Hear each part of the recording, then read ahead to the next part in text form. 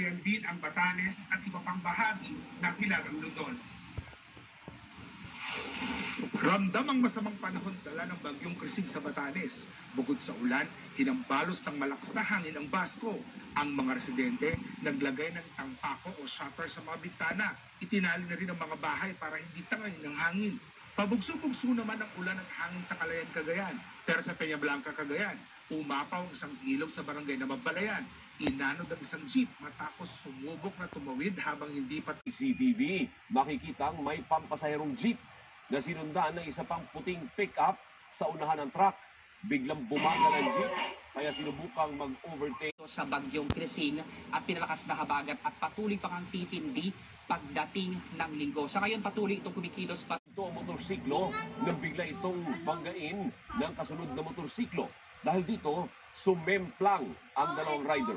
Agad ding rumisponde ang mga rescuers para magamot ang mga motorista. Nagkasundo naman ang magkabilang panig sa Kalibo PNP na hindi na magsasampa ng reklamo sa isa't isa.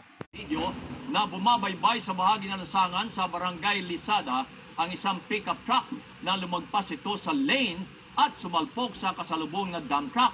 Sa lakas ng banggaan, nawasak ang harapang bahagi ng pickup hanggang Sa kuha ng dashcam, biglang sumulpot ang isang 18-wheeler truck sa palusong na bahagi ng Batasan San Mateo Road sa Quezon City nitong Miyerkules, pasado alas 11 ng gabi. Sa bilis ng takbo nito, tumagilid ang truck at tumilako ng container van. Inararo ng truck ang isang kotse, isang AUV at 3 motorsiklo. Nakahintong multi-purpose vehicle. Sa lakas ng impact, isang sasakyan at motorsiklo pa ang nadamay sa insidente.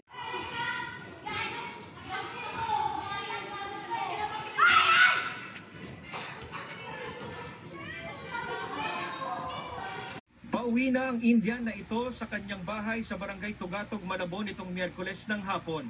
Nakabuntot sa kanya ang isang riding in tandem hanggang makapasok ng bahay. Hindi na nahagip ng ako o shutter sa mga bintana. Itinali na rin ang mga bahay para hindi tangayin ng hangin. Pabugso-bugso naman ang ulan at hangin sa Calayan, Cagayan. Pero sa Peña Blanca, Cagayan, umapaw ang isang ilog sa barangay na Mabalayan. Inanod ang isang jeep matapos sumubok na tumawid habang hindi pa tumataas ang tubig sa ilog. May mga nasira ring tulay sa ilang lugar. Pinalikas ang 6 na individual sa Barangay Sentro 2 sa Apari. May ilan namang nakatira malapit sa Isa pang puting pick-up sa unahan ng truck. Biglang bumagal ang jeep, kaya sinubukang mag-pick up sa unahan ng truck.